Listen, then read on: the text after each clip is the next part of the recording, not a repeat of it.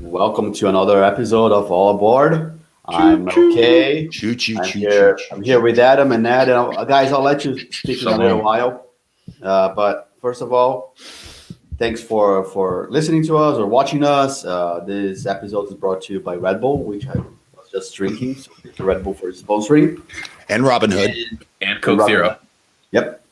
Cherry And Coke Zero. Damn straight. All right, And R.I.P. a purple Parlor. solo cup. R.I.P. Parlor. So anyway, guys, how are you guys doing today? Good. I have Yeah, power. you know. Yeah, so do I now. Yep. Heat's a good That's- thing in this cold. Sounds like a hot commodity. Interestingly enough, so I'm guessing everyone survived, or at least Adam and I survived the snowstorm.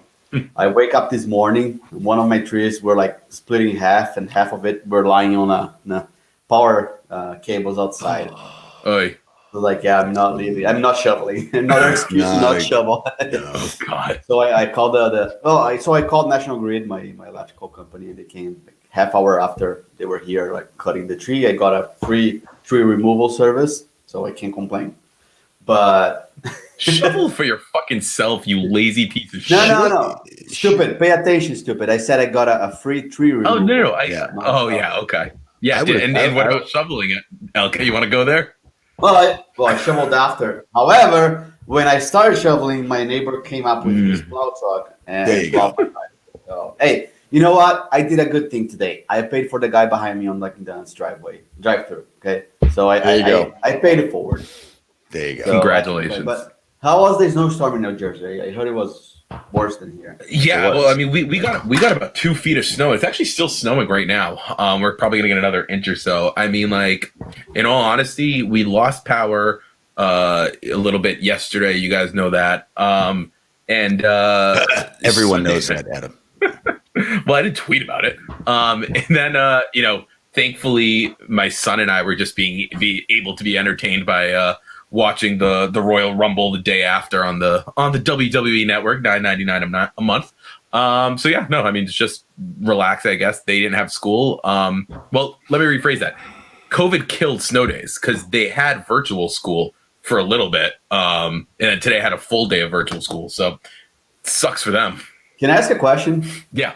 What's with the WWE and fake fights? Like, what's the draw of fake fights? Well, first of all, it's not fake. It's predetermined and scripted. There's a difference. Second of all, and by the way, Rob is going to be so happy with that answer that I just gave.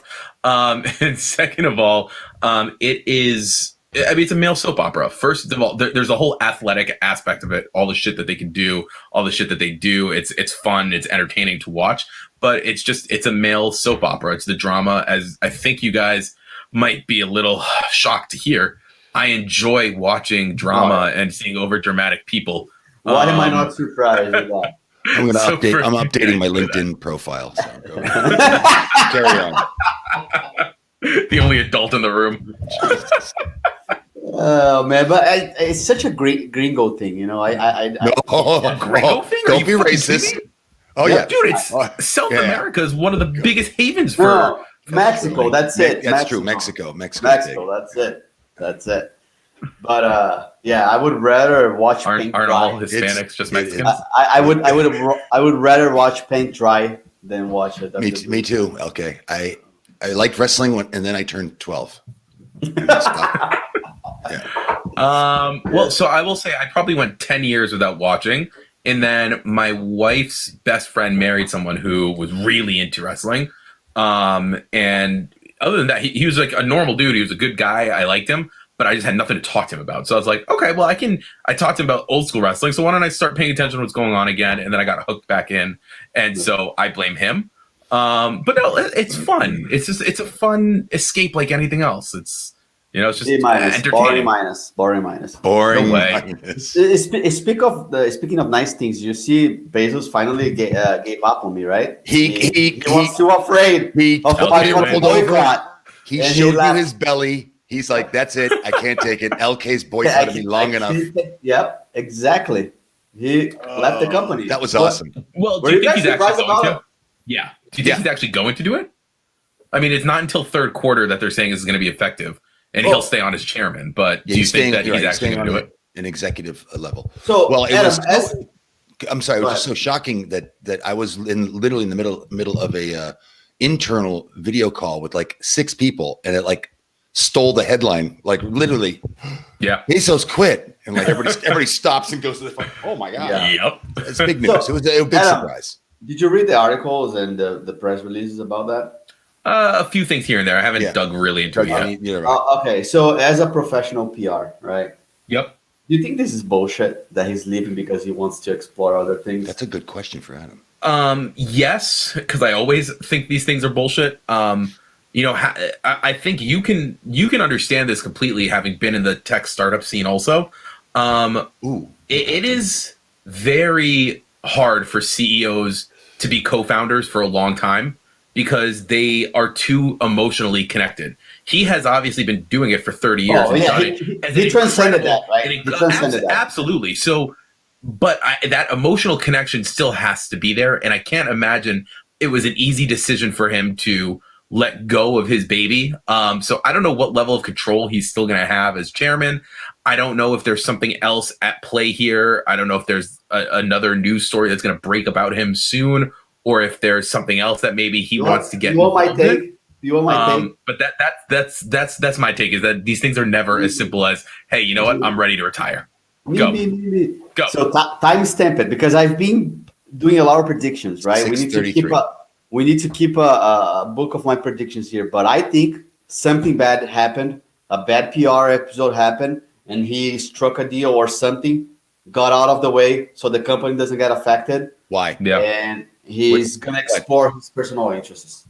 Like for what? Like what? I don't know. It could be sex scandal Yeah. or financial scandals, some sort of scandal which at some point will come out. But I think something happened and he had to, kind of. I wouldn't be surprised.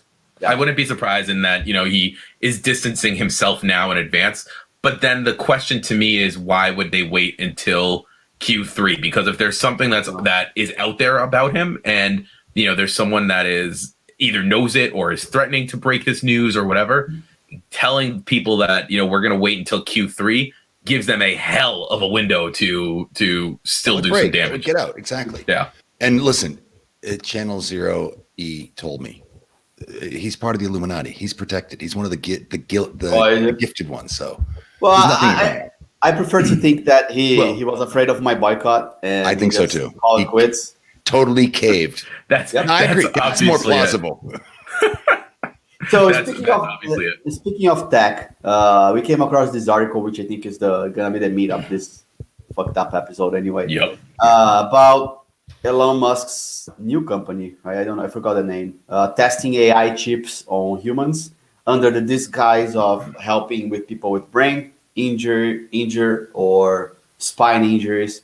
So I would like to know your take about that. How much of AI and chips and robotics we should have in our bodies, and are you okay with the company controlling that?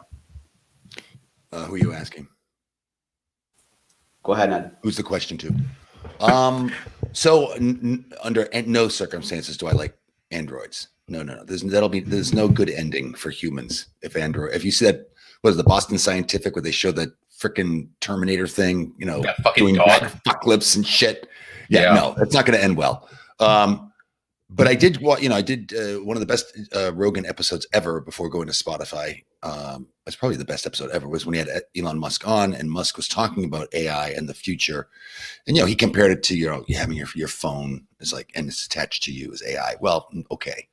But, that's a theory. But he also says that he thinks it's inevitable, and that if it's done for the right reasons by the right people, perhaps it can be for the betterment of all. And I prefer to think the way he is. I don't know if that's going to happen, of course, but I do really like the idea of someone who's been paralyzed from the neck down to be able to have a chance to use his appendages again, or hers, or whatever their pronoun is. And if that would work, that would be great. That would really be beneficial. But I love Libnad. I love Libnad. But again, it's like, Stark. is that the first step down the road, down that slippery slope? I don't know. But yes. I do like the idea that using it for people who could use it, who otherwise are totally dependent on something else, right? Another person or another machine. All right. Adam, The floor what? is yours, Adam. First of all, just to respect the chat, just Al Carbone, just so you know, I am from Boston. I'm not a Mets fan. So to answer your question, Ned, this is why LK doesn't like me watching. Look at the comments. It's funny. But to answer your question, I mean, I empathize completely, and I do completely understand what you're saying with, you know, someone who is paralyzed, who can have some neural implant that can help make them not paralyzed. I believe I just said that. I'm saying that, and I said I completely understand you saying that, and I completely agree. Like that would be a nice thing, but I do think that does hit that slope. I think, you know, something like a cochlear implant, right? That doesn't implant itself into your neurons with AI. And that to me is where we're starting at. Like, this is Terminator shit. This is iRobot shit. This is getting to be quite scary. I mean, a few years ago, and maybe this is me being Channel Zero, I do believe I saw this in Incredible News, but I just don't remember right now.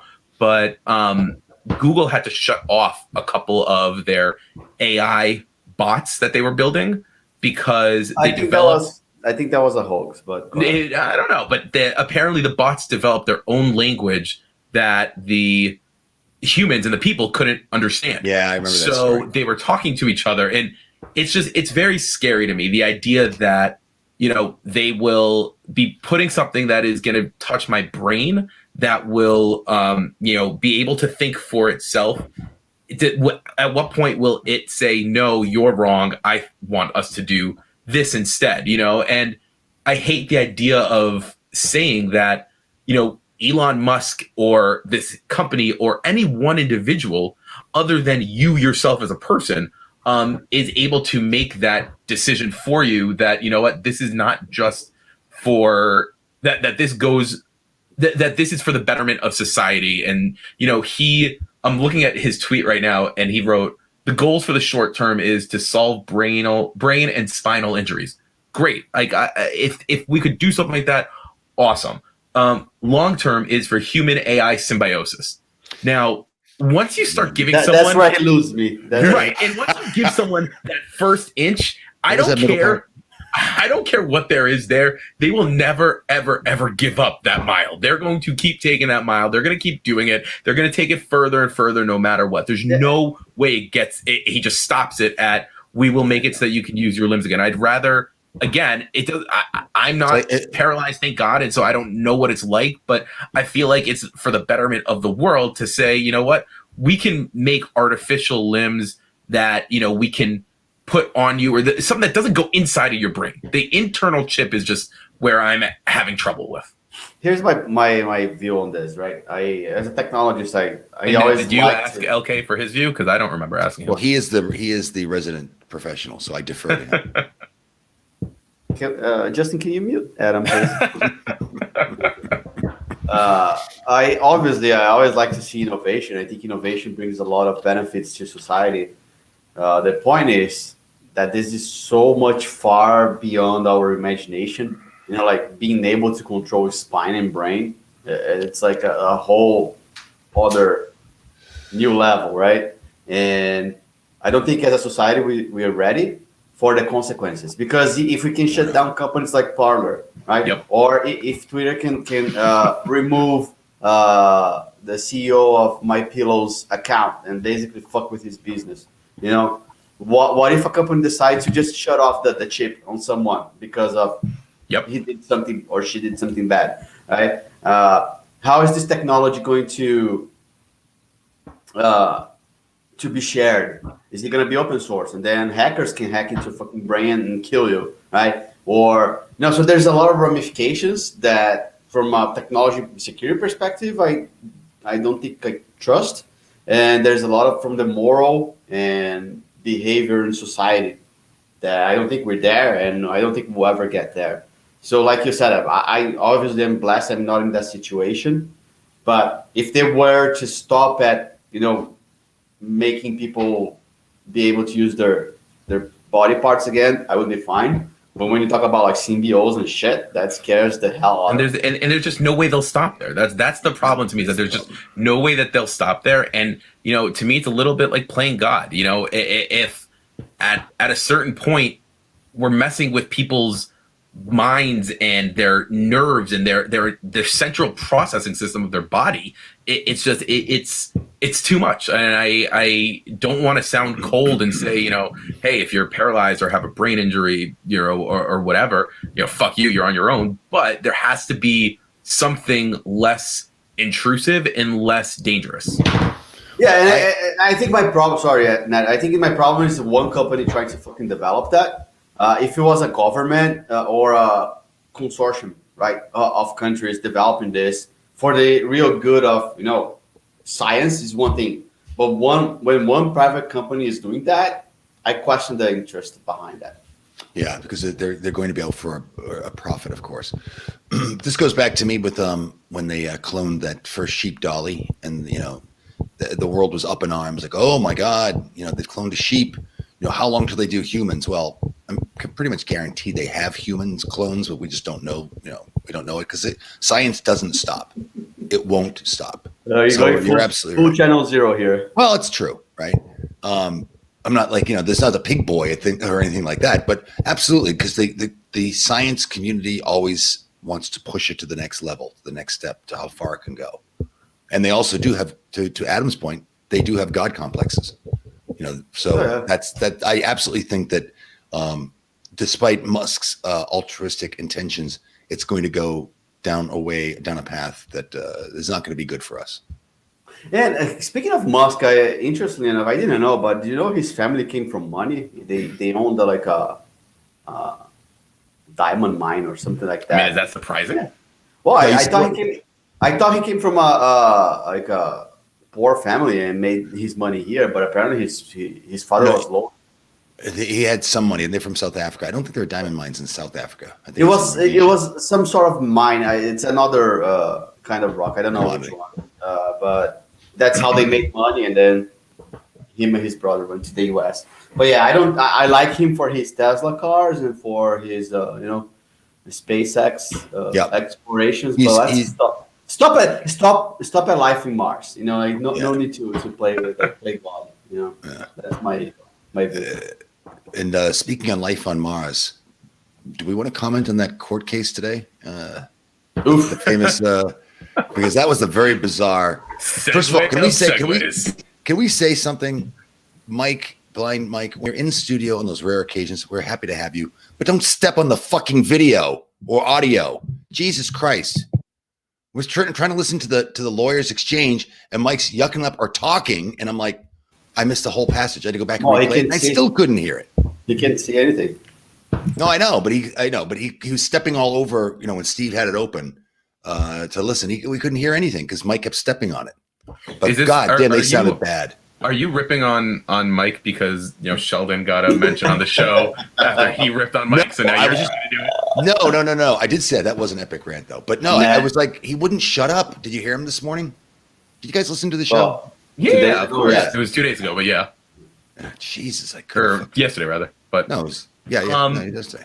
So having watched it, just a couple of thoughts. The first is I am so happy that I dropped out of law school because Jesus Christ, this stuff is so boring.